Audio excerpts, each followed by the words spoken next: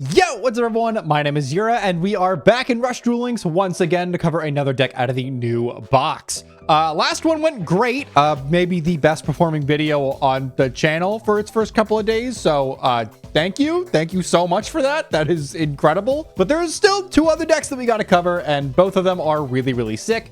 The Pyro one, I'm not gonna lie, I've been looking at it a little bit and it's not bad. It's certainly no wind box deck in terms of bad, but like it's weird, I guess. It just like the tools that it has doesn't make sense to me for the power level of the general format. It's not a bad deck, it's fine. It's just the thing that it's trying to do is like really straightforward. And in a world where Seven's Road is doing crazy things and Red Eyes is doing crazy things and a handful of other decks are also doing crazy things, a streamlined strategy that makes like Big Bunkus A or Big Bunkus B feels a little weird. So still cooking on that one. Still waiting to see if there's some other lists that come out that are going to be interesting. Then again, neither of these are executed levels of bad. So, you know, who cares? They're fine. You can still hit cog with them. So, you know, that's good. But that's not the deck that we're talking about today. And instead, we are taking a look at the deck that I was mostly excited about when we got the ban list changes, and that was Royal Rebels. Royal Rebels is a series of light fiend monsters that really facilitate a punch first, ask questions while punching kind of play style. This is a deck that will absolutely one-shot your opponent the second they get to a battle phase if they're able to make it through a turn uninterrupted. And it's very fun. It's very fun. It's very fun to pilot. Deck has gotten a lot of really interesting tools over the course of the game's life. It's actually one of the archetypes that has been in Rush Duelings for the longest. I think it made its debut in the second box ever, and it's been kind of on and off playable ever since. It's had definitely some really bad moments in the meta where it's just not playable at all. But with these skill changes and some new support, the deck is looking really solid. So as with all my deck profiles, we're going to start at the top and then go through the card by card while giving a general sense of how the deck plays as we move along. So starting off, we actually have the old Royal Rebel skill, very similar in the way that Seven's Road kind of is, where we're using an old skill. But unlike Seven's Road, this skill has actually received an update in two very specific ways that are very important. They are really important. I actually don't know if they are reflected in this yet because we're not in PvP. I'm actually looking at it now. I don't think it is. So I'll go over the changes to this when we're actually like going over it, because there are two major differences that are here and they're just not reflected in PvE yet. So Hard Rock Overture can be activated by sending a level 7 or 8 monster from your hand to the graveyard if all monsters in your construct deck are light attribute fiend type monsters, which, you know, we obviously have done. I'm pretty sure there's a change to this requirement that also allows your extra deck to include light fiends, but we don't have any of those yet, so that doesn't matter. Also, none of the fusions are like actually good, so that also doesn't matter. Then for the effect, you can place up to 2 level 8 monsters. The changed skill allows you to, I believe, do level 7s as well from your hand and or graveyard in face-up defense position. From turn 2 onwards, you can then also add a level 8 monster from your graveyard to your hand. Really phenomenal effect. Very good. It's once per duel. So, you know, the add back is once per duel. But given how this deck plays, that is sometimes all you need. And then this next section has actually been cut. The defense shrink doesn't exist anymore. I'm pretty sure they just get to stay on the board with their normal stat lines, which is really nice because a lot of these monsters are actually decently statted in the defense department. I think they can get up to like 2,000, which is like not nothing to get over. So that's pretty good. And its battle position can only be changed with a card effect. I'm pretty sure that is still there. Then this turn, you cannot attack directly using a monster that has an original level of 7 or higher. This has been changed to allow a single direct attack, which makes this skill significantly more powerful. So previously, you would have to punch over your opponent's monsters to actually get in damage.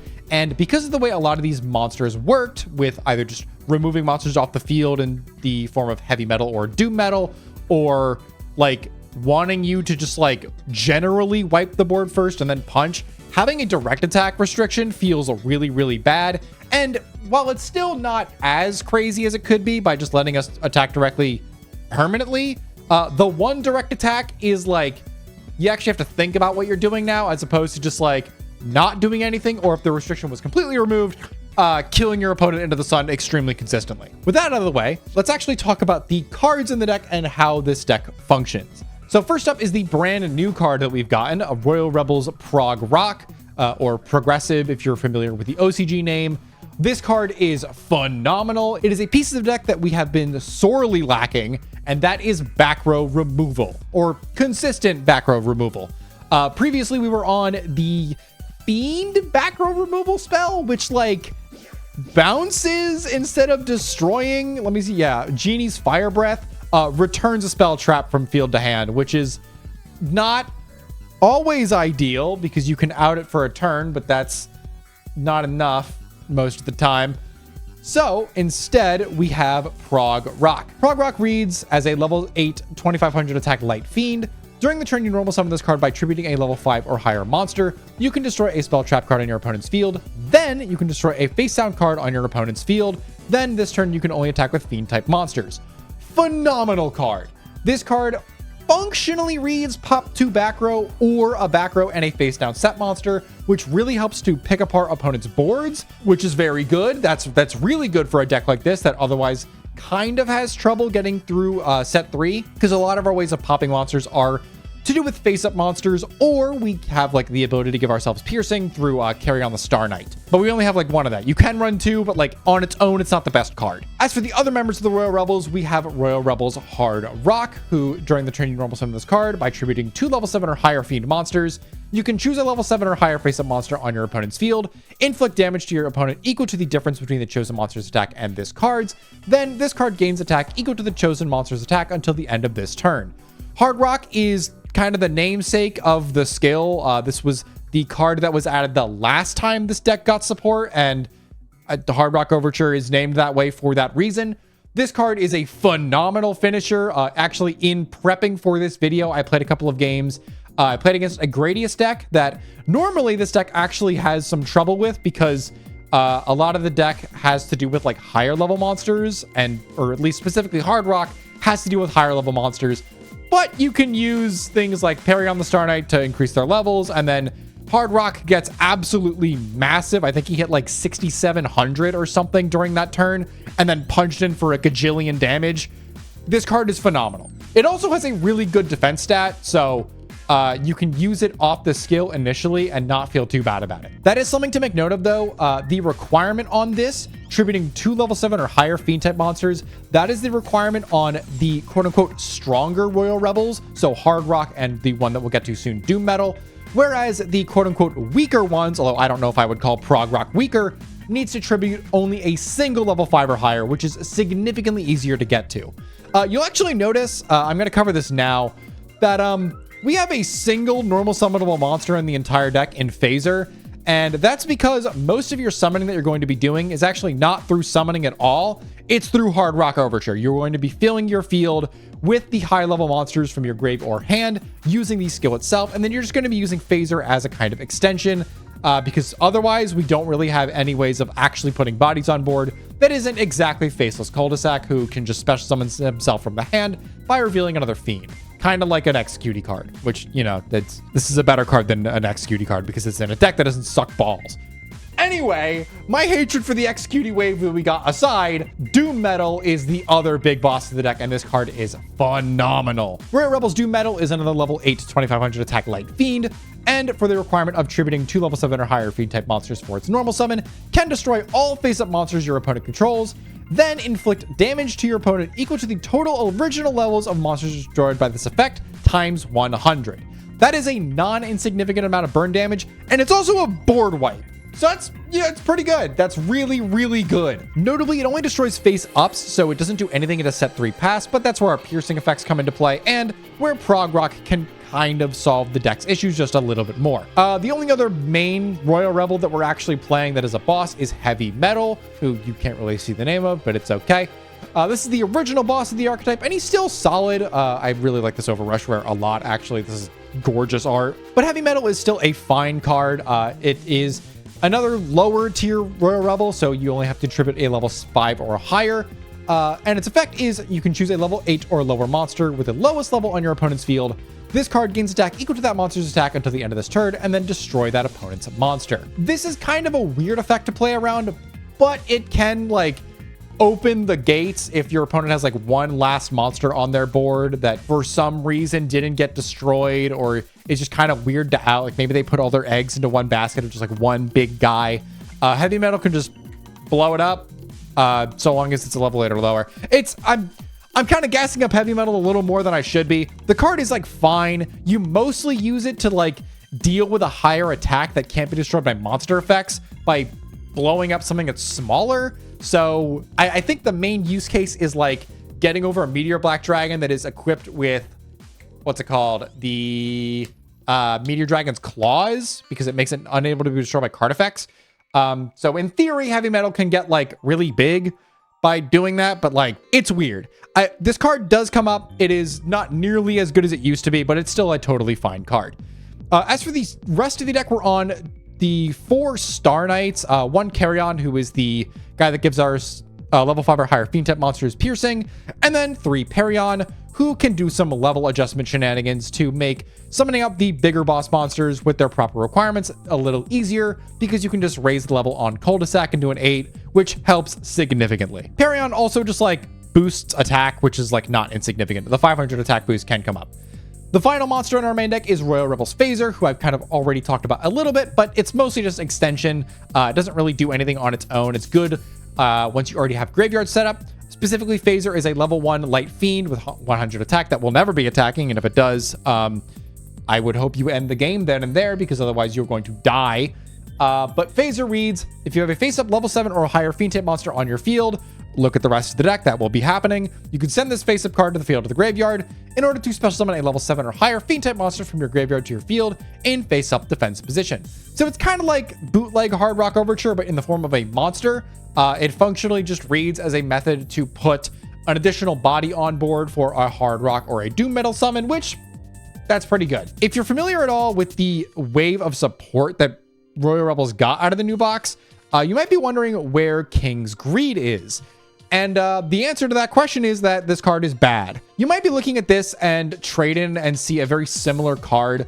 The downside to King's Greed is the actual main effect of it. So King's Greed does a very similar thing to trade in, where you either send a level 5 or higher light attribute fiend type monster from your hand to the graveyard, or shuffle back 3 level 7 or higher light fiends in order to draw 2 cards. But also in order to do that, you have to change an attack position light attribute fiend type monster on your field to face down defense position, which is so bad. It is so unbelievably detrimental to your playstyle that you might as well just not even run it at all.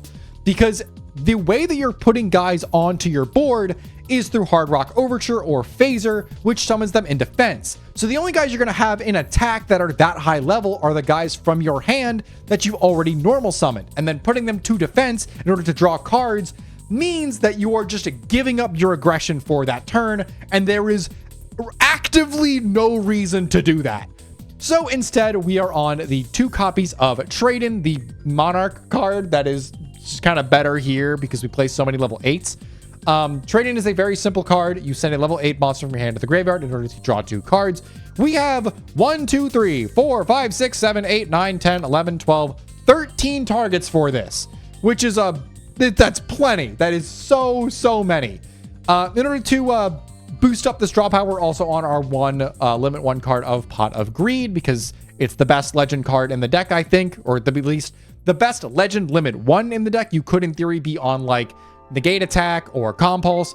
I like Pot of Greed a lot. You could maybe supplement this with Pot of Avarice if you wanted to play one of those better legend traps, but like I don't think the deck needs it. And then the roundup spells, we're on 2 Heavenly Selection, which is our stand-in for a good back row removal spell card in lieu of not playing Fire Breath. And then we get to the interesting part of this. So this deck is very aggro, but it also, just because of the way that it works, has a lot of room for general non-engine, and it does kind of struggle going first. So we want ways of staying in the game for as long as physically possible, which leads us to a pretty sizable trap lineup of 3 Star Protector's Protection, which if you haven't seen the Sevens Road video I did. I kind of yapped about it a bit there, but this card is phenomenal. It's maybe the best card out of the new set. It is maybe one of the most important cards in the entire format, just for how game warping its effect can be. It is a phenomenal protection trap, and it is like exactly what this deck wants. I'll go over its effect real quick because it actually might be getting a little more relevant given some of the things that we might be getting around the May Road to Worlds campaign. Specifically, Star Protector's protection reads, when your opponent draws a card during their turn, or when your opponent normal or special summons a monster during their turn, you can send a monster from your field to the graveyard. This turn, your opponent can only declare an attack once. Singular. No double attacks. No nothing. Dragius is once. I don't care what he says on the card. Once. One attack. You are not dying to one attack, ideally. Sometimes it happens. Mainly with this deck, it can happen. This deck can kill you in one, which is, I think, actually a reason to be playing this deck. I think it's very funny. But also, additionally, you can then take control of a face-up level 9 or higher Magical Knight type fusion monster with 3,000 original attack on your opponent's field. Currently, there are no targets for this. However, we might be getting one. So, something to keep in mind. I would highly recommend going to get this card because it is one, like, arguably the best trap card in the entire format. And it's also just like going to get better as we get more targets for that secondary effect.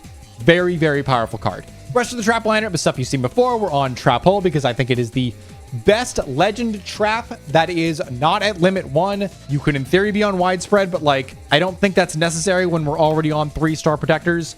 And then we're also on double Shiny Shady because really good card. Other really good trap card. We have so many good trap cards. It's crazy to think that like back in Gaia format, which doesn't even feel like it was that long ago at this point, we had like nothing. Like all of the trap cards were ass. And now we have like the greatest trap lineup ever. And it makes the format feel so good. I love Rush Duel Links. I love this format. But no extra deck, so we're just going to hop right into things, and I'll see you all in the games. All right, into Saburamen.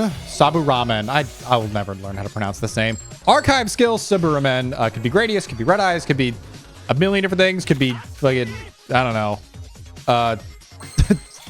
hero, I guess. Interesting hand from us. I think we're actually going to lead this trade in, because I want to get this Frog Rock into graveyard, I think. I want to just draw. Looking for a trap card here. That's not a trap card. Let's go Hard Rock Overture here. Activate our skill. What do I want to keep in hand? We're going to be able to add back to hand from graveyard after this. So I think the play might be to send Hard Rock and then summon out the Carrion and the Frog Rock engrave. No, we'll summon out the Hard Rock. It has a bigger defense stat. Let's get these two onto the board. Could, in theory, do Phaser here. I think I will because I want to keep Cul-de-sac in hand for next turn. So let's go Phaser. Activate Phaser effect. We'll summon out Prog Rock and pass our... No, I'm going to normal summon this guy. We'll go over Prog Rock here. And pass it back. I want to keep at least one big boss in hand so that we can guarantee activate the skill next turn. But they shouldn't be able to kill us through this. We have a pretty decent like protection line here, but let's see what they got. 5-card hand, 26-card deck, so they're on 31 in main, I think, unless I'm miscounting horribly. I think I'm miscounting horribly. Right, 2 back row. Okay, a set. Oh, that's very dangerous for them. Oh, it's very dangerous. Oh, this is very dangerous for them. This is very dangerous for them. So problem, I can't actually activate my skill here. I don't know if I need to, though. Let's go Heavy Only Selection. We're gonna blow up this. Bop. Oh, that's such a good hit. It's hero. Okay, good to know. Let's go. I'm torn between Hard Rock and... I think we're gonna go Hard Rock. My goal here is to get Prog Rock into hand. So let's go Hard Rock Overture. We're gonna send this Doom Metal. Summon out the Doom Metal, and then we're going to add to hand the Prog Rock, right? Yes. Let's go Carry on the Star Knight. Mill, we're going to give Hard Rock Piercing. Then we can go Prog Rock here. Tribute over these two. It's not ideal, but, you know, we work with what we got. Let's go Prog Rock effect. Prog Rock is going to blow up this back row. And then blow up this. That Avian Spell Tactics hit is really nice.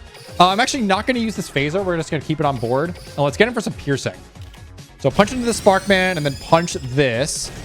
All right, well, we attacked in the wrong order, but it's fine. Our graveyard is fully set up. We have Shady online. I'm feeling really good about this. So long as we draw like any Royal Rebel boss, which the deck has like 14 of them, I think we're going to be okay. If they do summon another effect monster here, I think I might just rip the Shady for fear of the Avian Spell Tactics that we already saw. But them being out Miracle Fusion feels very, very good here because I'm pretty sure we're just going to be able to hit whatever fusion they summon and feel pretty good about that. They're going to reveal Avian, Double Elemental Circulation, and Avian Spell Tactics. That leads me to believe that they don't have one in their hand. So the Shady is likely safe. They're going to get the Avian Search here. The rest of them being duds is pretty nice for us. Hero Rush Rising. Yep, that makes sense. They're going to send this Argent to the graveyard, drink our Prog Rock, in order to add a fusion from their deck to their hand. Let's see what they've got. Down comes Freed. They do have Lights and Grave. I'm actually going to let this go. I think I have to. They're going to hit the Hard Rock here, I assume, right? Because it's the bigger guy. Yeah, okay. Down comes Burstinatrix. Down comes Avian. And then here's the fusion. And we are going to Shiny Shady on this Resolution. Here's the fusion. Flame Wingman instead of Burst Wingman. Okay. So that means they're probably setting up for a Voltic Wingman into their late game boss monster, Shining Flare Wingman. But hopefully that is enough to keep us safe. They got 2 back row. They could be trap cards, but we will find out. Pretty decent hand here. I would have liked to see these Star Protectors a little earlier. We don't have our ad back here, so I honestly don't even know if I want to get rid of this Perion, because this Doom Metal isn't doing much for us. I think I am still going to do it because I want to draw more cards. Let's go trade in here. We're going to send the Perion. Draw 2. Faithless Cul-de-sac is a pretty nice draw here. Same with the other Perion. Let's go Hard Rock Overture. Let's send the Perion. We're going to get Carrion and I think Perion again, because we want to get this piercing down. So let's go Carrion here. Boosting Frog Rock. Now we're kind of at a weird spot. I could tribute this Doom Metal, but I don't really want to. I think I might have to, just to like get over their bodies. Let's go Faceless Cul-de-sac. We're going to go over Carrion here. Just get some boost. We'll set... Oh, hello? Waiting for a response? Okay. Set Double Star Protector's protection, and then let's get in on... I think Freed has lower defense. It's the same number. It doesn't matter. All right. 39 defense. They've got 2 back row. Then we know they don't have a Miracle Fusion. Unfortunately, we don't have Shiny Shady to make this work, but I am going to go Star Protectors here. I do want to clear this Faceless off the board, I think. Yeah, because I don't want them punching me for a gajillion damage and then burning me with a Flame Wingman. I mean, they're still going to be able to do that anyway if they find exact combo here. But I'm hoping that at the very least dissuades them a bit. That is a huge whiff on the Argent. That feels very good for me. Down comes Elemental Circulation, so they're going to draw anything that isn't exactly those cards. They're going to reveal the Flame Wingman, pitch the Burstinatrix, draw 3, and then discard 1. Down goes another Burstinatrix. Here's Avian. Okay. And Sparkman. Okay, they do have Voltic Wingman online. So Shining Flare Wingman is going to hit the board. It's going to be their only attack they get this turn. And because of the way they have things set up, this Doom Metal in our hand is looking really good for us. They're going to add the fusion back. I don't think we die here under any circumstances, although this is going to hurt a lot. Yep, fusing off for Voltic. Voltic is going to Miracle Fusion away the Flaming Wingman into the graveyard alongside the Sparkman in order to make the Shining Flare Wingman. Let's see how big this guy is. There is a potential world where I die here. I'm not going to pretend like that's not a potential reality that I live in. But at the very least, they get 1 attack, so if this doesn't kill me, we should be pretty good on the crackback. All right, Shining Flare. 52. We're not dead, but oh, are we? No, we're not. It's very close, but we're not dead. They could also just attack in the wrong order. Okay. Ow. That hurt a lot. All right. Let's try and wrap this one up. Let's go Hard Rock Overture here. We're going to send Prog Rock here. Get Perion, and I just want to go double Perion, honestly. That's probably fine. Not having Phaser here is a little unfortunate. Let's go. This is original levels, right? Go to original levels. Okay. I might just go. No, Prog Rock doesn't actually do much for me here. So let's go Doom Metal. Doom is going to go over you and you. Ooh, Shady. That's a really bad Shady. That's a devastating Shady. Oh, Trap Hole. That's still bad. That's actually maybe worse. Damn. All right. Yeah, that kills us. All right. GG's. Unfortunate draws on our end. Let's go next. So that is definitely something to keep in mind when playing a deck like this. You are committing a lot for any given normal summon. And if you don't have Phaser in hand to like follow up, or you just have like a bunch of trap cards in your hand, some of these hands can be really brutal. Like this. This is not ideal. Let's go this trade in and see where we can get from here. Really hoping to draw another boss monster. Wow, that is just miserable. All right. Let's just set the hand and pray to God. We're into Psychic Fusion, I think, or maybe it's V-Friend. I haven't played against a lot of Psychics this format, I'm going to be honest. Oh, no, looks like Psychic Fusion to me. Maybe I'm wrong. Psychic Upper, that's a Psychic Fusion card. Anyway, go to the graveyard, please. Feel pretty good about that. That seems like a pretty decent trap all target. Infinite D Live hits the board. Yep. We're going to shuffle back and then add something. Here's Ice Pop Bear. What do you do? Summon Candy or I'm a Lilith. Okay, so they're going to get this Candy back. I don't think I mind this, actually. I think this is fine. Here's Candy. Could Shady here. I don't really think there's a reason to.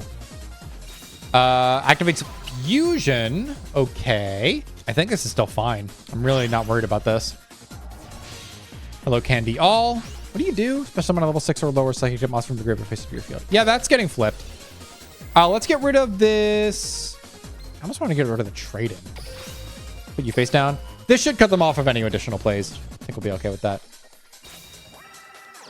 Yep, set one pass. It was probably correct for me to keep the trade-in in hand. Yeah, probably definitely correct, actually. Let's go Hard Rock Overture here. Yeah, definitely correct. Wow, this is really bad. Because I can't get over this now, right? Expense is too high, 1,500.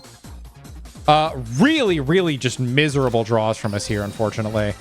At the very least, I can keep us alive. Yeah, I was definitely supposed to keep that trading in hand. Oh, well. It's okay. I am going to be perfectly honest. I probably should have said this in the deck profile. I am not the most skilled Royal Rebels pilot. I picked this deck up very recently. And while I do like the deck, I, pretty obviously, not the best at it. So, learn it. We're learning. It's all right. These decks are not meant to, like, I'm not here to showcase, like, the top of the line skill and, like, the greatest player of all time. I'm just here to have fun. And have fun I do. So they're going to flip up the Candy All. They're going to be able to get this Psychic Upper back to the field, which is actually very dangerous for us. But we do have a shiny Shady. I almost want to just flip it immediately, but I don't think there's actually a reason to. Even if they go like Candy Live, I'm not too worried about it. Jamp Start rather is going to place 2 on the bottom of the deck and then add a Psychic type normal, which is the Candy. They're going to add 1,000 because they added Candy. Infinite D Live is going to be activated.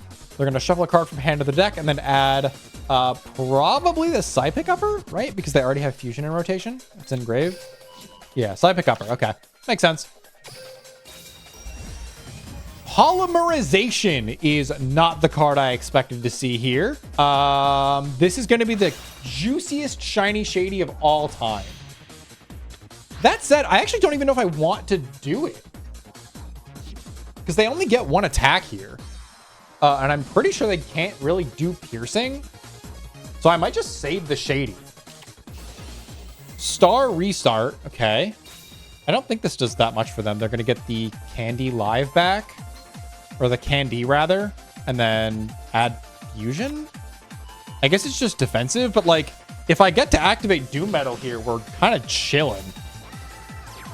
Because that's Fusion. We know that for a fact. So the only unknown is this one back here. Yep. They're going to get 1,000, and then they can't special summon because they don't have a targeting Grave. They're going to go battle. They get one attack. They're going to hit over our Doom Metal, which is actually the ideal.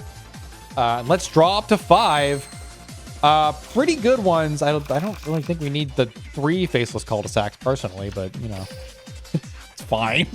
Let's go... I might mill with Perion here first. That's exactly the reason why I wanted to mill. Let's do that. We'll go Hard Rock Overture. Sending Heavy Metal, special summoning, or rather placing the Heavy Metal and the Prog Rock. We're going to add Doom Metal to hand. We're about to get very silly here. Doom Metal, we're going to summon over the Prog Rock and the Heavy Metal. And let's wipe their board. 1,400 damage. Do they have a response here? What activates in response to that? Am I losing my mind? Hello? I don't actually know what's activating here. I'm going to be completely honest. Hello? What is that background? I'm really trying to think. Phantom Thief? That's very bad. Take a battle damage from opponent's level 8 or lower. Well, thank God Perion here is a level 10, so that's fine. They're going to send Riding, Shady, and keep 1 card in hand. Okay. Let's go Faceless Cul-de-sac here. We're going to reveal the other Faceless Cul-de-sac in hand. 1 of 3. We have a Balatro hand going on here. Can I not change Perion's position? Oh, right, from the skill. Okay, so they actually don't take any damage here, which is unfortunate. I probably could have ordered this differently and done Perion later to give Doom Metal the boost, but no. No, I couldn't have because they needed... Oh, no, I could have. It doesn't matter. I think we are just going to pass here and just, you know, pretend like that did something. They're running out of targets for their skill, so I'm feeling pretty okay in this position. We do still have Shady and another protection online, which I'm actually very tempted to activate right now. But I think the Shady is going to be enough to get us through this turn, and I do want to get a card out of the hand. So halting their play in place is actually kind of not what I want to do. Down comes Candy. Here's Psychic Divergence, targeting what? Please don't be the Shady. That's totally fine. I didn't want that card anyway. Ice Pop Bear is going to summon out either a Candy or a Lilith. Okay, I mean, they are going to get to a point where they can do Candy all combos. Actually, I don't think they have another Fusion. Because their skill already added it, if I'm not mistaken. Maybe they have another Star Restart. Okay, here's Candy all. I almost want a Shady here. I'm actually very tempted to Shady here, but I think I'll let it go. We'll let this go. I'm very curious to see where this is going. Psychic Upper, yep. Gain 800. They do have the second Fusion. This is fine. This is going to eat the Shady. Second Candy live. Meet Shiny Shady. Goodbye. Goodbye. Thank you for the life points. They're going to set one and pass it back. Oh, and proc Infinity Life. Oh, right, the mill effect. Okay, so I do need to out this thing right here. That one is a problem. I might just summon the Perion here. Not having a Carrion in rotation is a little annoying. Let's go Perion. Do I have a Carrion in Grave? I don't think so. I don't. What's the move here? We're going to set this always. And then is it cul-de-sac? It's probably cul-de-sac. Get a little bit of extra damage on the board. What's the defense on you? 24? You're 15. Okay. Swing time. Is that negate attack? What is that? Phantom Blade? No. I don't know what that is. I guess we're going to find out together. This is a very slow game. Just because of the way that turns have played out. We are going to Protector's Protection here, just in case they do have something silly. I don't want to get hit by a crazy turn. And we should be able to recoup any losses that we take here and just kill them on the crackback. Down comes Roman Pick. That's a really good normal summon for them. This gets them any Psychic because they did hit a Psychic. So what's their ad here? Probably Psychic Upper? Actually, maybe not. That card doesn't actually do anything all on its own. Maybe Ice Pop Air? Rhythmical Performer. Okay. I guess they're just going to hope that I mill a Spell Trap when most of my deck is monsters. Okay. I think they were just hoping for another draw. Tribute off for the Psychic Upper. They don't currently have a way of making that do anything. They're going to set a card. And another one. And they cannot contest our back row right now. So I feel pretty good. Hello, Pot of Greed. Hello, Prog Rock. All right, let's wrap this game up. Let's go Hard Rock Overture. We'll send Hard Rock. Summon out the Perion.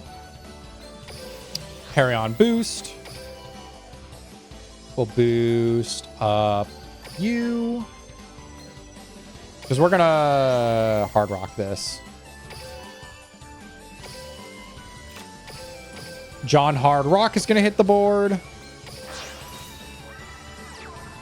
Uh-oh. Is that shady? I'm going to feel very dumb if that's shady. Why did I do this? It's the world's most obvious shady. What's wrong with me? It's fine. It's fine. It's fine. It is actually fine. I know it doesn't seem like it's fine, but it's fine. Let's go Phaser here. Phaser, summon back. We'll grab Perion. Perion, boost you. And this is weird. This is really weird, actually. Level 12 Psychic Upper, by the way. Let's go Prog Rock.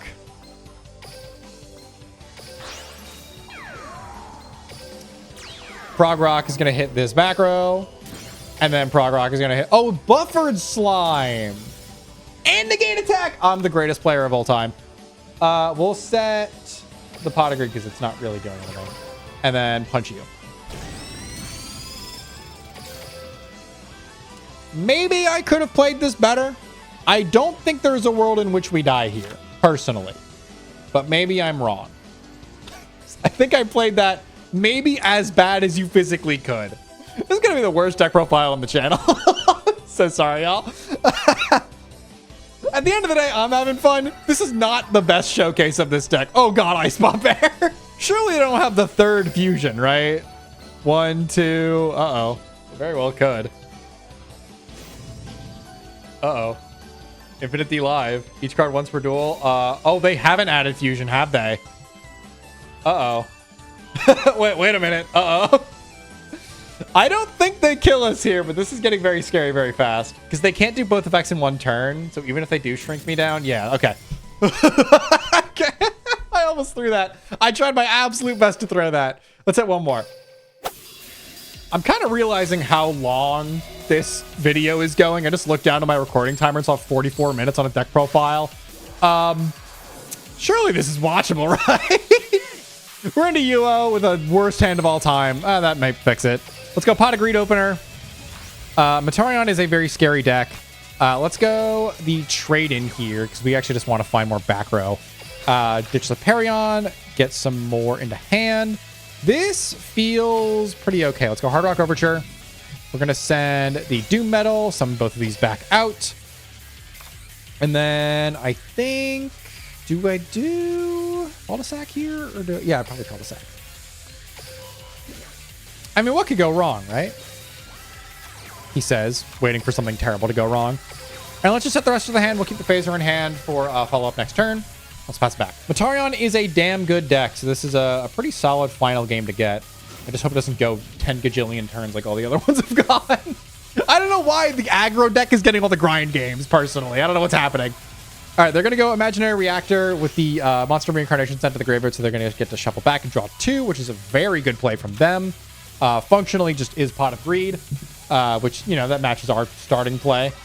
Barrage of Steel is going to hit the board, popping the worst one, the actual only one that did something. They're going to set Please tell me that's all I have. Uh-oh. That's not good. Actually, is that all that bad? Even if they have fusion, I don't think that matters that much. This is the magic code. Yeah, it's the spellcaster fusion. I don't think this does too much. Oh, that's bad. that's not good. Oh, those are not good mills. They don't have fusion yet, which is kind of light in the darkness. They're gonna set and set. All right, so no fusion. Keep a card in hand. That's probably shady back there. Ooh, didn't hit my big guys. That might cost them the game. Let's rip this Heavenly Selection. Blow you up. Oh, that's terrifying. All right, very glad I did that. What are we doing here? I think the move is Faceless Cul-de-sac, summon, go Perion, boost, Cul-de-sac, and that.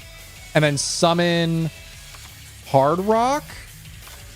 That sounds good to me.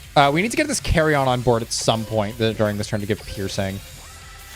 So let's rock this. Let's go Perion. Boosting you to make you an 8 and you to make you bigger. We'll go Hard Rock. Get you on board. We can go... This actually doesn't do all that much for us. I can do this again, actually. Let's go Phaser. Get Perion back.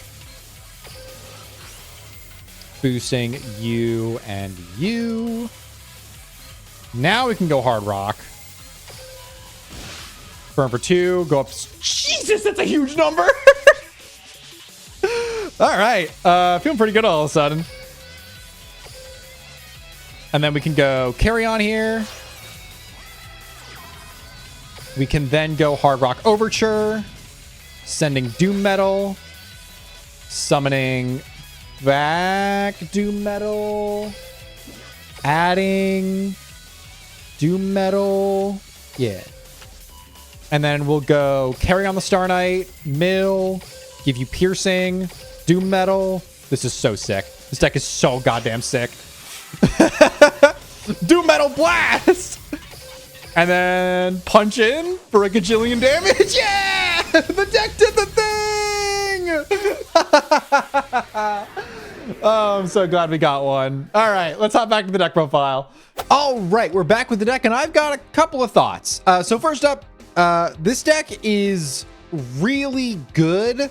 I didn't really showcase it super well in the games themselves because I'm still very new to this deck, but the tournament results kind of speak for themselves. The deck has been performing very well.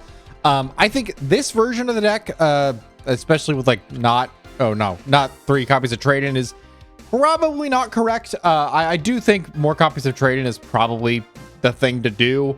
Just because having more options for draw power is really powerful in a deck like this. You want to see more resources early, and you want to find the important pieces that get you into these scenarios where you can actually push through a board more consistently. The issues that I did find with this deck while I was playing, I think are still issues that are present in like even a better player's hands, mainly in the fact that this deck is still very weak to the normal summon getting removed, because that is your main method of putting aggression on the board. And while the skill is very good for setting up a defensive play and getting your plays started generally, it doesn't do anything for you in the world of actually getting pressure on the board. So while it's definitely one of the stronger decks to come out of the new box, and Royal Rebels themselves were already doing pretty well before we got the cards out of this box, it's still got some weaknesses. It's definitely not something like Red Eyes where it can just ignore a majority of the things that you throw at it because it's pretty much immune to Shiny Shady, and it doesn't really care much about the legend traps that are around right now. So I'm kind of torn. That said, the deck is still a lot of fun, and honestly, fun is what I care about a lot when I make these videos, because I don't really care if a deck is bad if it has an enjoyable play loop and can still make interesting lines happen. That's why I didn't really play Aqua, because even though the deck was good, I personally found it very boring. But all that said, I want to thank you all so much for sticking around to the end of the video. More still to come. We've still got the Pyro Fusion deck to cover, and I might also sneak in 1 or 2 others. We'll see. Intro to Meadowlands video still on the horizon. That's coming out at some point. The editing process for that is taking longer than I thought it would, but it's still you know, on the way. But that's going to be it for me for today.